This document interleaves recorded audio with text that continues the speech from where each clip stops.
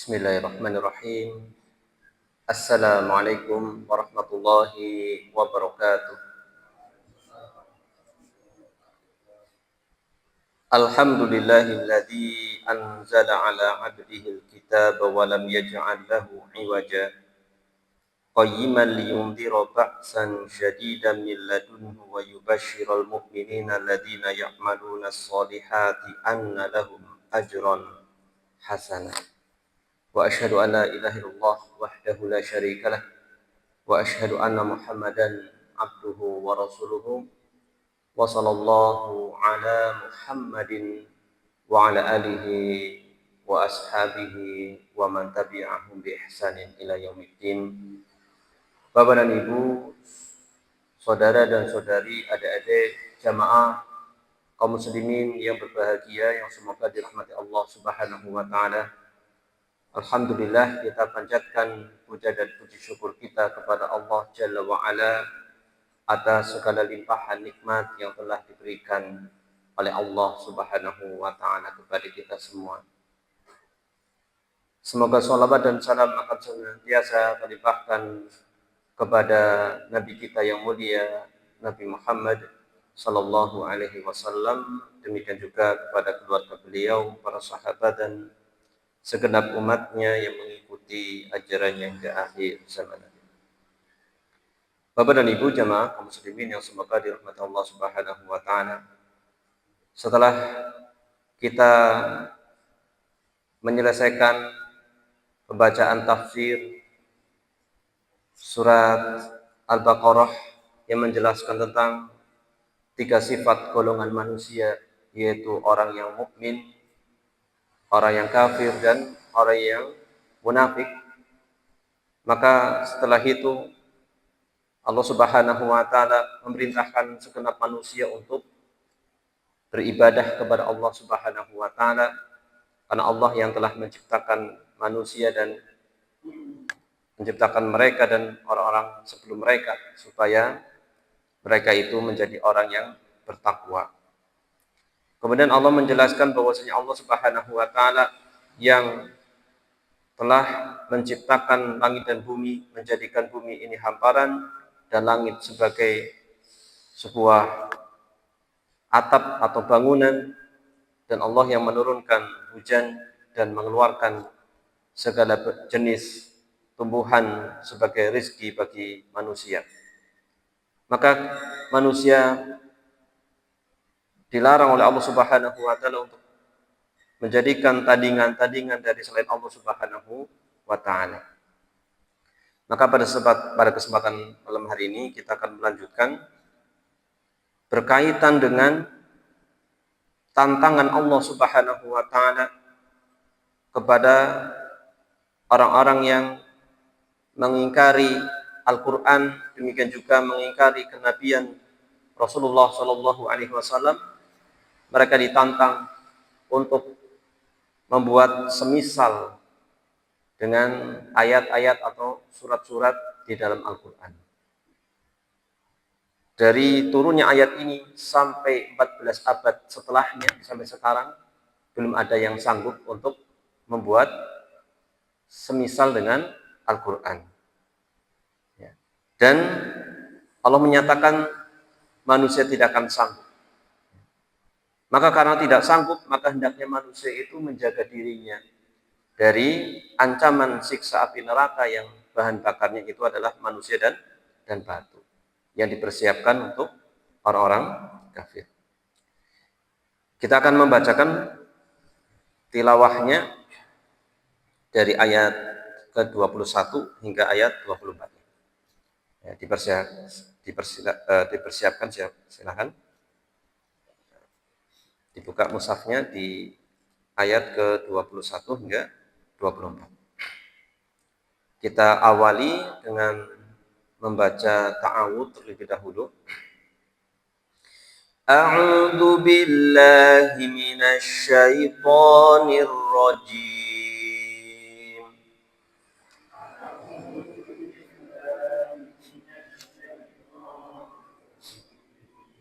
Ya ayyuhan nasu u'budu ربكم الذي خلقكم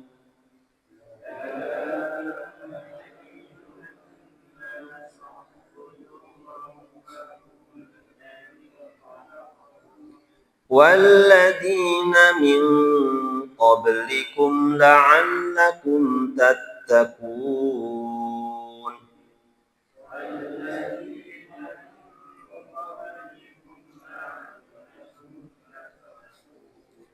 الذي جعل لكم الأرض فراشا والسماء بناء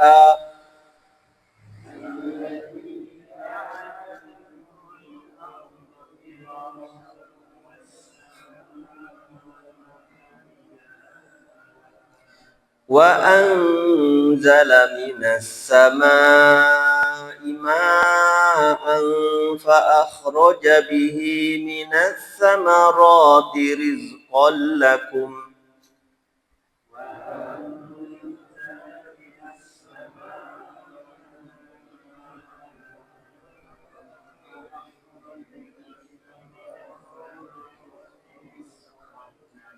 فلا تجعلوا لله أندادا وأنتم تعلمون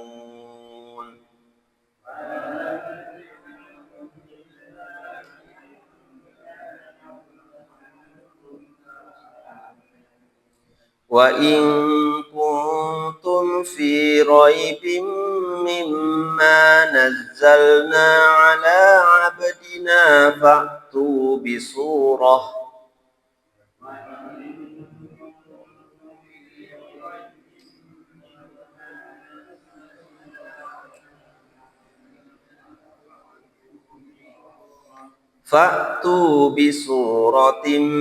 من مثله وادعوا شهداءكم من دون الله إن كنتم صادقين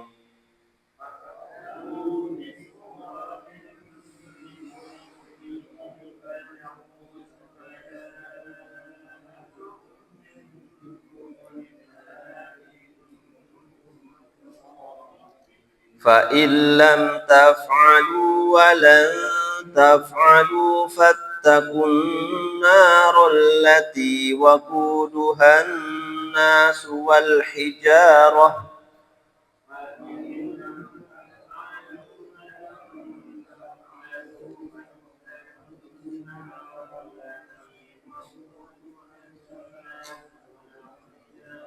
أعدت للكافرين.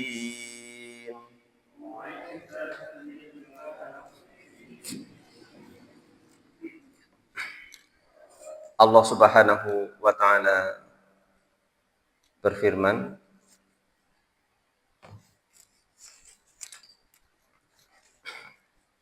wa in kuntum fi raibin mimma nazzalna ala abdina fa'tu bisurah min mislihi wad'u syuhada'akum min dunillahi in kuntum shadiqin. Wa in kuntum, dan jika kamu fi raibin mimma nazzalna ala abdina, meragukan Al-Qur'an yang kami turunkan kepada hamba kami, yaitu Muhammad sallallahu alaihi wasallam. Fa'tu bi surati mimithlihi, maka buatlah satu surat saja semisal dengannya. Buatkan satu surat saja semisal dengannya. Wad'u syuhada'akum min dunillahi in kuntum shadiqin. Dan ajaklah penolong-penolongmu selain Allah jika kamu orang-orang yang benar. Jadi silakan cari orang sebanyak-banyaknya untuk membantu membuat semisal dengan satu surat.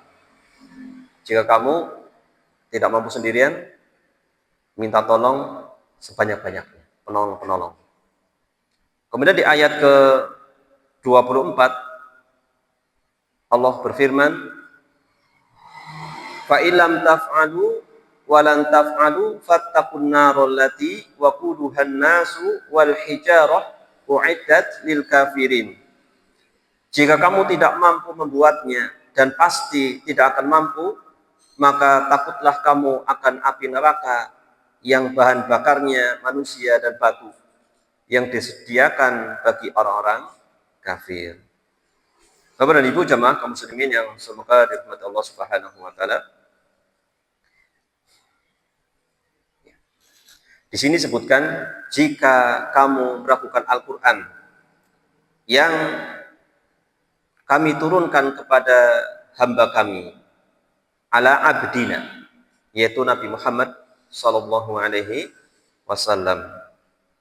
Kata hamba itu diambil dari at-ta'abbud wa tadallul, yaitu menghamba dan merendahkan. Seperti itu. Ini diambil dari kata at-ta'abbud wa tadallul. Karena apa? Hamba, kalau hamba manusia punya hamba ibaratnya itu budak ya.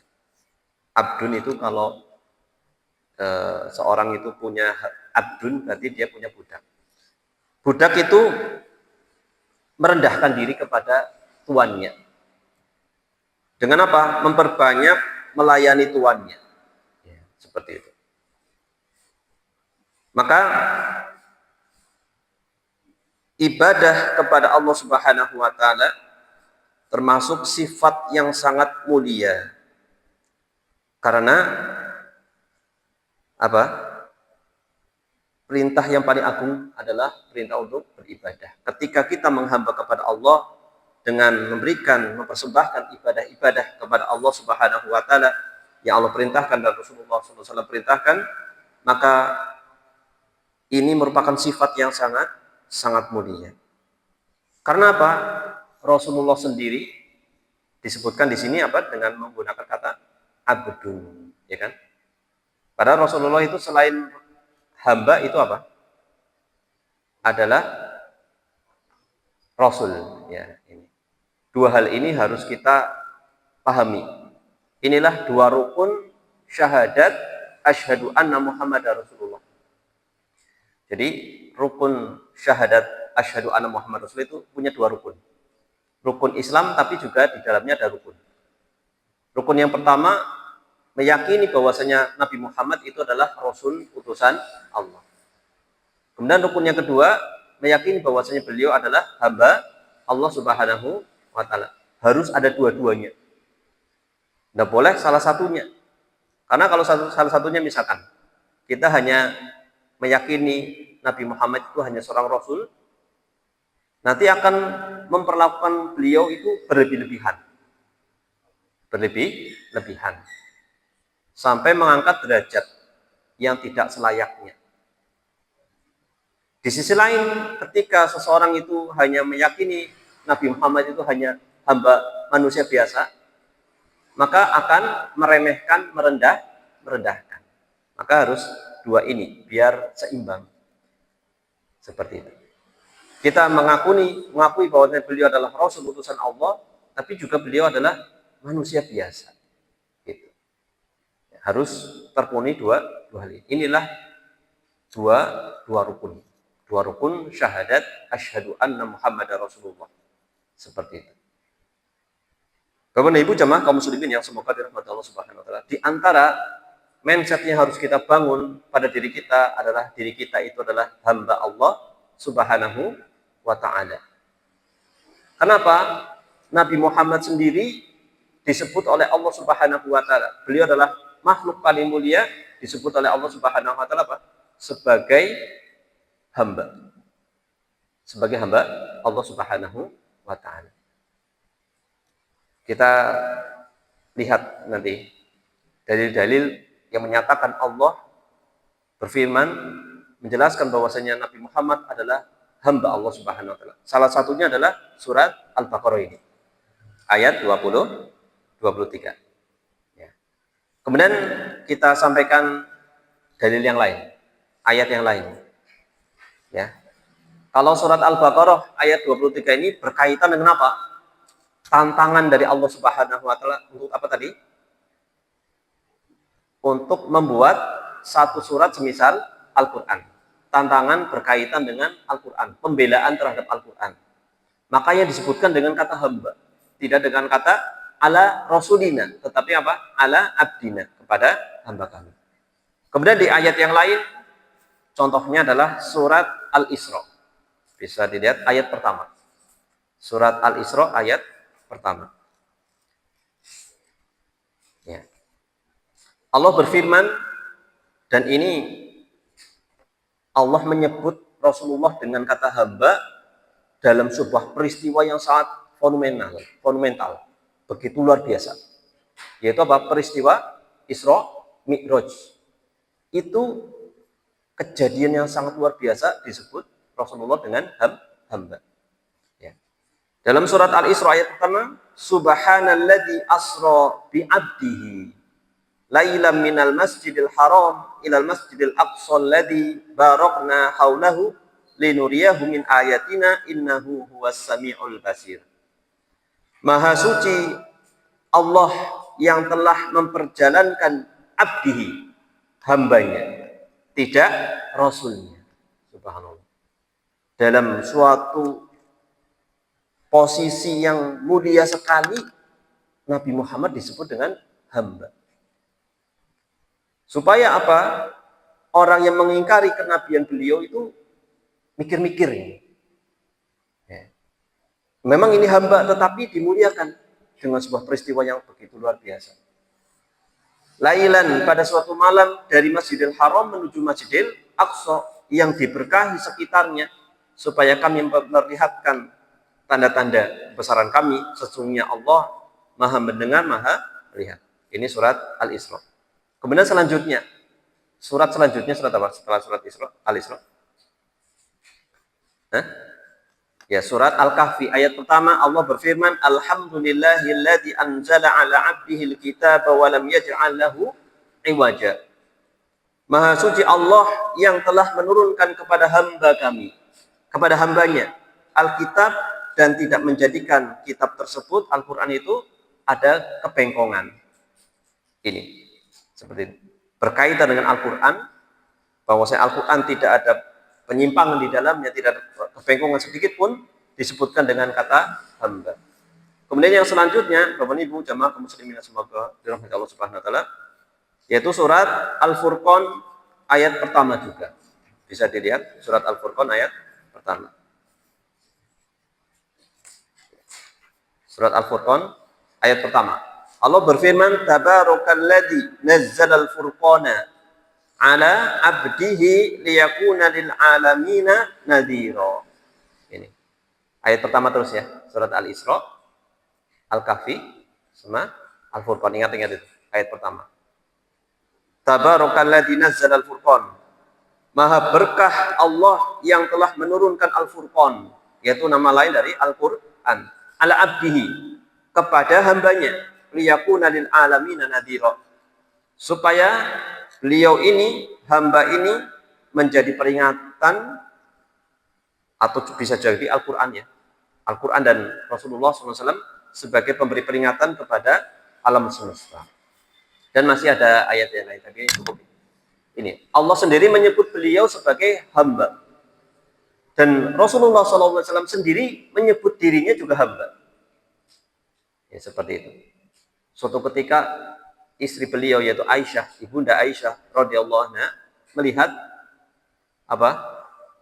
Rasulullah itu sholatnya itu lama, sholat malamnya itu lama, sampai kakinya itu ya berbekas, bengkak seperti itu. Maka heran, duh Nabi, panjenengan kan Rasul yang dosanya sudah diampuni yang dulu sama yang akan datang, kok masih seperti itu? Wajar ya, heran ya, seperti itu. Maka apa kata Rasulullah SAW? Afala akuna abdan syakuro. Tidakkah boleh aku menjadi seorang hamba yang bersyukur, yang pandai bersyukur? Apa tadi? Afala akuna abdan. Tidakkah boleh aku menjadi seorang hamba yang pandai bersyukur? Masih menyebut dengan kata hamba.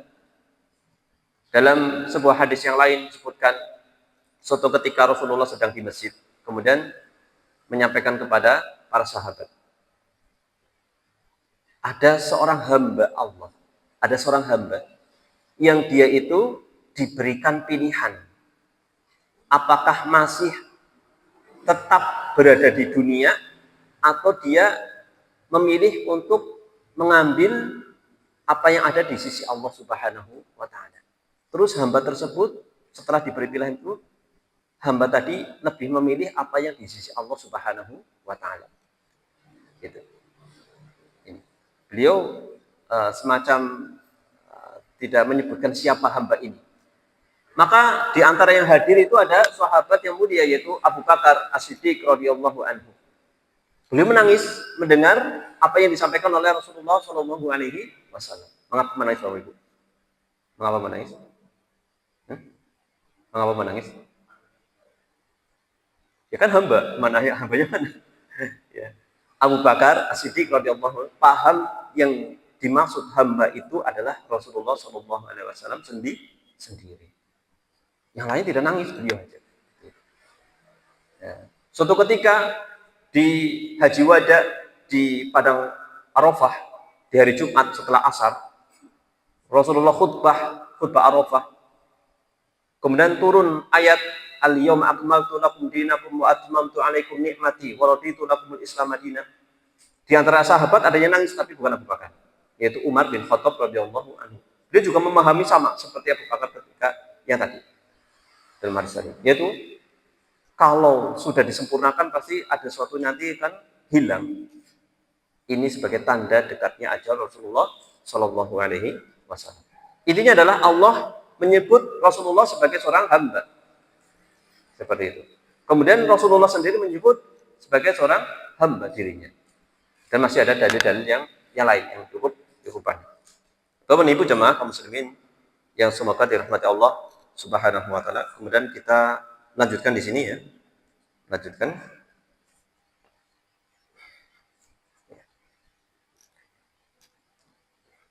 Di sini sebutkan bahwasanya jika kamu tidak mampu membuatnya, yang kami turunkan kepada hamba kami, maka buatlah satu surat semisal dengannya. Dan ajaklah penolong-penolongmu. Nah, syuhada di sini, penolong-penolong sini adalah ansarakum, yaitu penolong-penolong kalian. Wa alihatukum allati tad'una annaha tashhadu lakum indallahi wa tashfa'. Dan ajaklah sembahan-sembahan kalian yang kalian menganggap mereka itu bisa menjadi saksi kalian di sisi Allah dan bisa menolong kalian. Ajaklah mereka seperti itu. Kemudian limislihi tadi, yang semisal dengan Al-Quran, maksudnya Al-Quran sendiri, demikian juga Nabi Muhammad SAW dalam hal apa? Sifat beliau yang ummi. Sifat beliau yang ummi. Di sisi lain, beliau adalah seorang hamba yang ummi, diturunkan Al-Quran kepada beliau, ditantanglah, bisa atau tidak membuat satu surat yang semisal itu. Padahal Al-Quran itu adalah diturunkan kepada seorang yang ummi. Kemudian jika kamu tidak mampu membuatnya dan pasti tidak akan mampu, maka takutlah kamu akan api neraka yang bahan bakarnya manusia dan batu. Maksudnya apa Bapak Ibu? Apakah semua manusia itu atau bagaimana? Manusia di sini maksudnya siapa? Maksudnya siapa? Ya orang-orang penghuni neraka. Gak mungkin yang bukan dijadikan bahan bakar ya. Betul. Kemudian batu di sini maksudnya siapa? Maksudnya apa? Di antaranya adalah berhala-berhala, patung-patung yang disembah. Di antaranya. Ya. Seperti itu. Wallahu ta'ala alam bishawab. Ya, sekarang kita sampaikan terkait dengan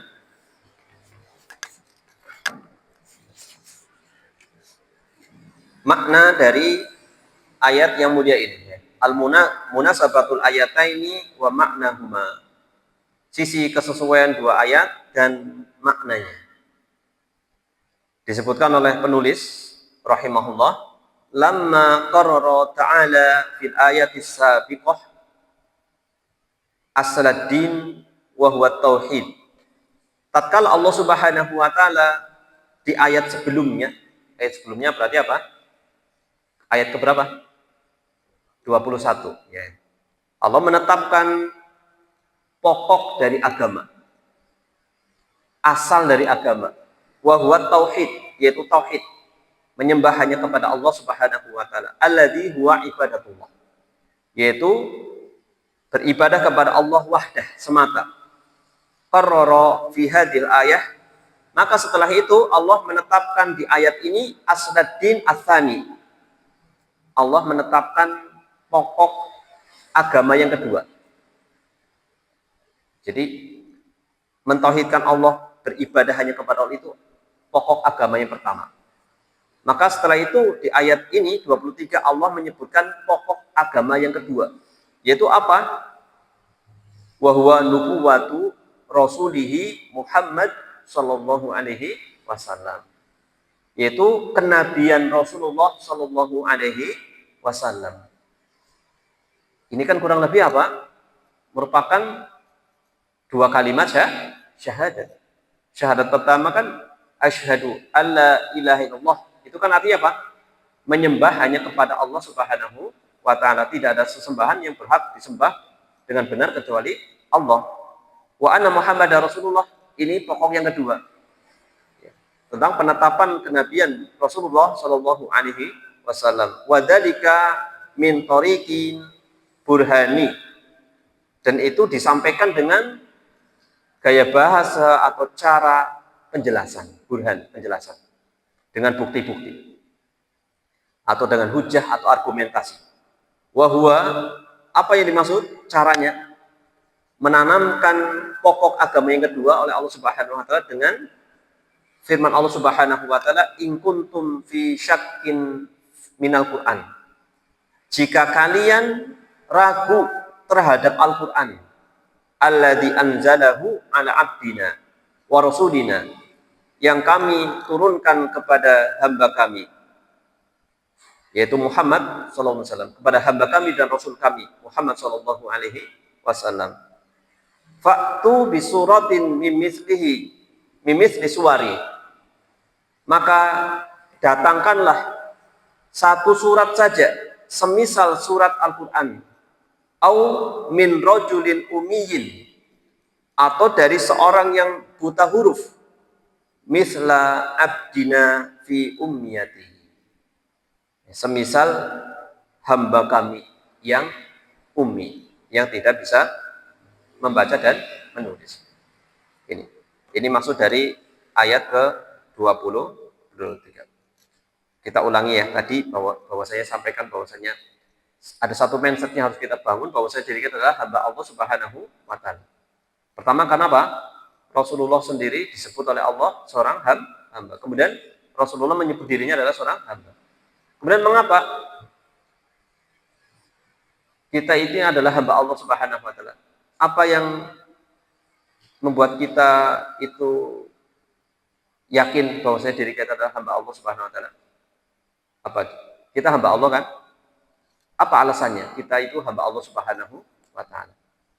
Yang pertama, karena Allah Subhanahu wa taala yang menciptakan kita. Itu yang pertama. Karena Allah sendiri yang menciptakan kita, mengatur segala urusan kita. Maka kita adalah hamba Allah Subhanahu wa taala. Kita adalah milik Allah Subhanahu wa taala, maka kita adalah hamba Allah Subhanahu wa taala. Makanya disebutkan di ayat sebelumnya kan, ya ayyuhan nas u'budu rabbakum alladzi khalaqakum. Sembahlah Allah yang telah menciptakan kalian. Kita hamba Allah karena kita diciptakan Allah Subhanahu wa taala. Bukan hanya kita, bahkan seluruh makhluk ini diciptakan oleh Allah Subhanahu wa taala. Ini yang pertama. Kemudian yang kedua, mengapa kita itu adalah hamba Allah? Karena Allah Subhanahu wa taala memerintahkan kita untuk mengabdi, menghamba dan menyembah hanya kepada Allah Subhanahu wa taala. U'budu rabbakum. Sembahlah Allah. Ini alasan yang sangat mendasar mengapa kita ini adalah hamba Allah Subhanahu wa taala. Ya. Dan inilah dua hal yang harus kita pahami. Ya, seperti itu. Kemudian yang berikutnya Bapak Ibu, Di ayat selanjutnya, di ayat ke-24 Allah Subhanahu wa taala mengatakan, jika kamu tidak mampu membuatnya dan pasti tidak akan mampu membuat apa maksudnya nih? Membuat semisal dengan Al-Qur'an dan pasti tidak akan mampu, maka takutlah kamu akan api neraka yang bahan bakarnya manusia dan batu yang disediakan bagi orang-orang kafir. Fa ilam ta'tu li'ajzikum. Maka jika kalian tidak sanggup untuk membuatnya, mengapa li'ajzikum? Karena kalian itu lemah. Li'ajzikum karena kalian itu lemah. Faku anfusakum. Karena kalian tidak sanggup karena kelemahan kalian, maka jagalah diri kalian minanar dari api neraka. Bil iman. Bagaimana cara menjaga diri dari api neraka? Bil iman bil wahyil ilahi, yaitu dengan cara beriman terhadap wahyu Al-Qur'an. Wahyu Al-Qur'an. Wa ibadatillah. Demikian juga apa? Dengan cara beribadah hanya kepada Allah Subhanahu wa taala. Bima syara'a fihi, dengan apa yang disyariatkan di dalam. Seperti itu. Wallahu taala alam bisawab. Jadi kesimpulannya dari dua ayat ini ada apa? Pokok keimanan apa saja yang terkandung di dalamnya? Pertama, iman kepada apa? Iman kepada kitabnya, khususnya Al-Quran. Kemudian iman kepada Rasulnya, yaitu dalam hal ini khusus adalah Rasulullah Shallallahu Alaihi Wasallam. Demikian juga iman kepada hari akhir. Ya. Makanya tadi kan di ayat yang terakhir apa? Fattaqun narallati. Iman kepada hari akhir. Ya. Beriman akan adanya neraka. Ya. Dalam sebuah riwayat Rasulullah mengatakan, siapa yang bersaksi bahwasanya Nabi Muhammad itu adalah hamba dan Rasulnya,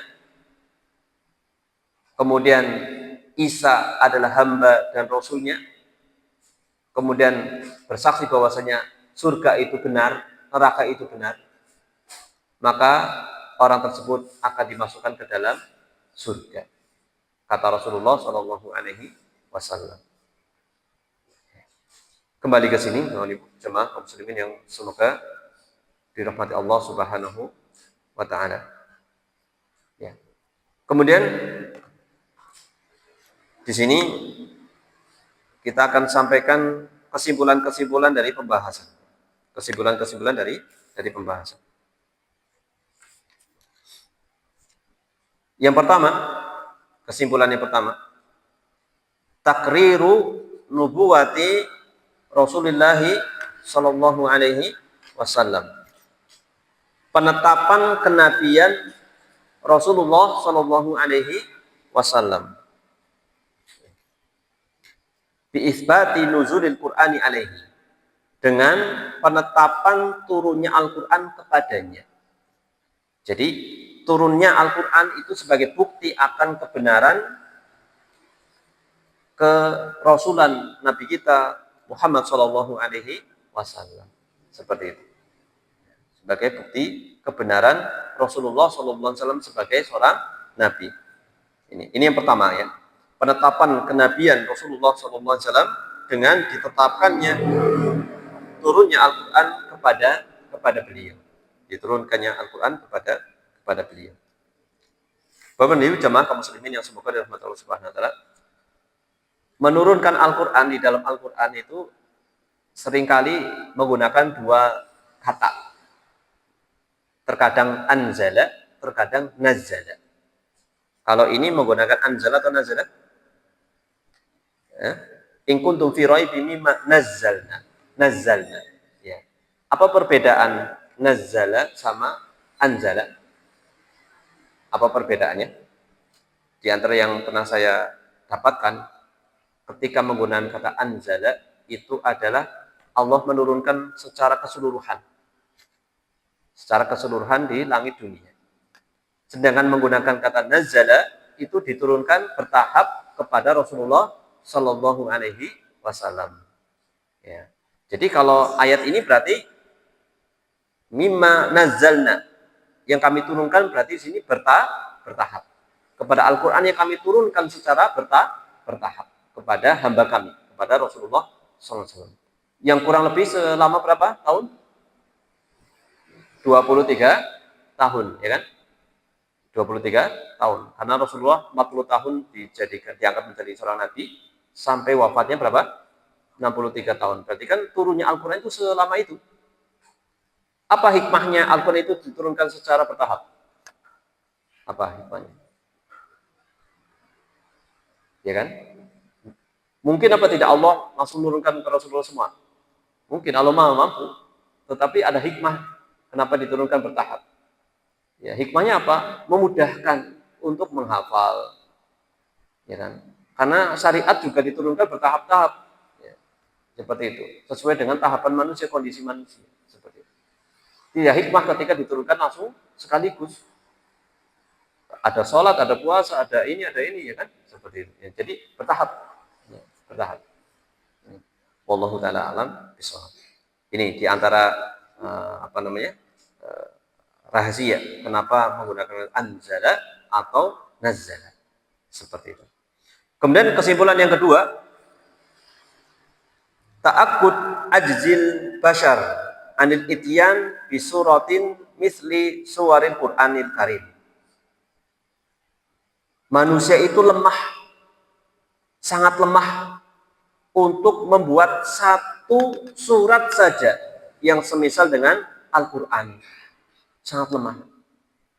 Tidak sanggup.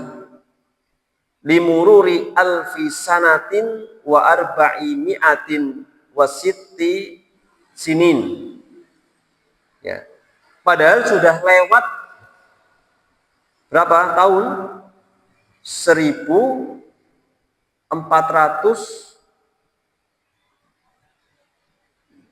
lebih 6 tahun. 1406 tahun ketika penulis ini menulisnya. Kurang lebih 14 abad. 14 abad. Sudah lewat 14 abad sampai sekarang tidak ada seorang pun yang sanggup membuat semisal dengan satu surat saja. Satu surat saja. Menunjukkan apa? Manusia itu lemah. Padahal Bapak Ibu, Rasulullah ketika diutus ke bangsa Arab itu mereka itulah keunggulan mereka itu memiliki kefasihan bahasa. Kefasihan bahasa. Tetapi ternyata kemahiran bahasa mereka, kefasihan bahasa mereka tidak sanggup membuat yang semisal dengan Al-Quran. Seperti itu. Menunjukkan apa? Al-Quran itu bukan bahasanya Rasulullah Shallallahu Alaihi Wasallam. Bukan bahasanya Rasulullah Shallallahu Alaihi Wasallam, bukan buatan Rasulullah Shallallahu Alaihi Wasallam. Watahaddi qaimun walam ya'tu bisuratin misli suwaril Quran. Dan tantangan dari Allah ini untuk membuat satu surat semisal Al-Quran terus ada. Bukan hanya ketika itu saja, sampai sekarang. Tantangan itu masih berlaku. Liqaulihi ta'ala walan taf'alu. Dan kalian tidak akan sanggup. Ini menunjukkan terus-menerus. Tidak akan sanggup sampai kapanpun. Kemudian yang ketiga, yang terakhir, an-naru tuttaqo bil imani wal amali sholih. Neraka itu kita bisa terhindar, terjaga dari neraka dengan dua cara, yaitu dengan iman dan amal soleh. Wa fil hadithi, dalam sebuah hadis as-sahih, dalam hadis yang sahih, semoga ini juga hadis ini moga-moga yang jadi donatur snack ini juga seperti ini juga ya. Apa kata Rasulullah SAW? Ittaqun nar walau bisyikit tamroh. Jagalah diri kalian dari neraka meskipun apa? Kurma, separuhnya kurma. Meskipun separuh dari kurma. Maka kalau bagi snack, ya gitu. Jagalah diri kita dari neraka dengan walaupun hanya snack. Gitu berarti ya. Mudah-mudahan diniatkan seperti itu ya. Jadi kita jangan berpikirkan kita terjaga dari neraka itu dengan yang besar dulu. dari hal yang kecil itu bisa. Kata Rasulullah, ittaqun nar walau bisyikit tamrah. Jagalah diri kalian dari siksa api neraka meskipun hanya kurma hanya separuh tok gitu. Itu bisa menjaga. Seperti itu. Ini kan amal solehnya. Iman dan amal soleh.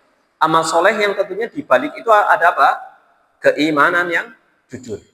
Seperti itu. Hadis ini diriwayatkan oleh Imam Al-Bukhari. Suatu ketika Aisyah juga waktu itu kurma ya, punya kurma, kemudian ada yang seorang wanita dengan anaknya dia bagi gitu. Seperti itu. Ingat sabda Rasulullah ini. Ittaqun nar walau bisyikki tamrah. Bisyikki tamrah. Pelihara diri kalian dari neraka meskipun dengan separuh dari biji, maksudnya buah kurma, satu kurma. Separuh dari kurma. Seperti itu. Jadi apapun bisa kita kerjakan ya. Amal soleh apapun bisa kita menjaga diri kita dari api neraka selama itu didasari atas keimanan.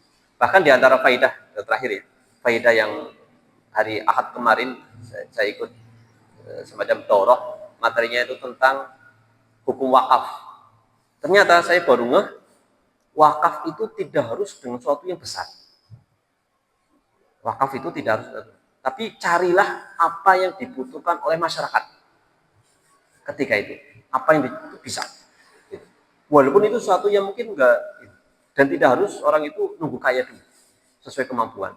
Cari kira-kira manusia itu butuh apa, semampunya dia. Niatkan untuk wakaf, itu insya Allah bisa sebagai wasilah, sarana untuk menjaga diri kita dari siksa api neraka. Wallahu ta'ala a'lam bishawab. Semoga apa yang disampaikan ini bermanfaat untuk kita semuanya. Wassallallahu ala Muhammadin wa ala alihi wa sahbihi wa baraka wa salam. Akhirul kalam. Alhamdulillahi rabbil alamin. Wassalamualaikum warahmatullahi wabarakatuh.